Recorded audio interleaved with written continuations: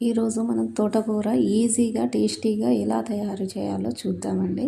మనం చూడండి, ఫస్ట్ మనం గంజి పెట్టుకొని 1/2 కేజీ తోటకూర, పావున్నర చూడండి అంత నూనె పోసి అది కొంచెం వేడయ్యాక వెల్లిపాయలు ఉంటాయి కదండి, అవి పొట్టు తీసి ఒక గడ్డ వెల్లిపాయలు వేసి అవి వేగాక పచ్చిమిర్చి మనకు తగినంత ఎంత కారం సరిపోతుందో అన్ని పచ్చిమిర్చి వేసి కలపాలి.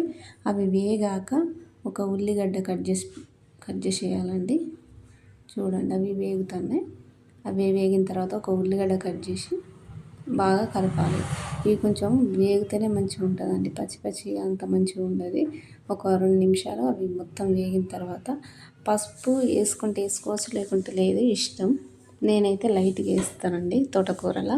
మనం ఎంత వేసినా కానీ తోటకూర పచ్చగానే కనబడుతుంది కాబట్టి మనం లైట్గా కొంచెం వేస్తే సరిపోతుందండి. పసుపు వేసుకోవాలి. అయితే తోటకూర తొందరగా కావాలని పిల్లలకు బాక్స్ పెట్టాలి కదా, తొందరగా కావాలని నైటే కట్ చేసి పెట్టుకున్నానండి. కట్ చేసి పెట్టుకొని అది కడిగి మనం ఫస్టే ఇవి అన్నీ కట్ చేసేలోపు ఒక గంజులో కడిగింది ఆ తోటకూరని వేసి ఒక 5-10 మినిట్స్ ఉడకనివ్వాలండి.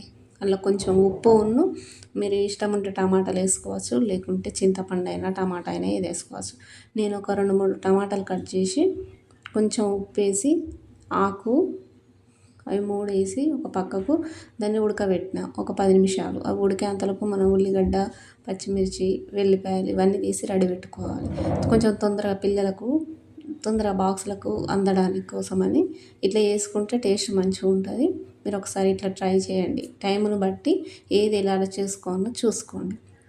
మనం మొత్తం దగ్గరికి ఫ్రై కావాలండి. పచ్చిమిర్చి అవి వేసిన తర్వాత మనం ఈ ఉడికిన తోటకూరను నూనెలో వేసి కలుపుకుంటాను కదా, కలుపుకున్నాక అది మంచిగా దగ్గరికి అయిన తర్వాత మనం పప్పును రుద్దేది ఉంటాయి కదా, దాన్ని బట్టి మంచిగా మెత్తగా రుద్దుకోవాలండి.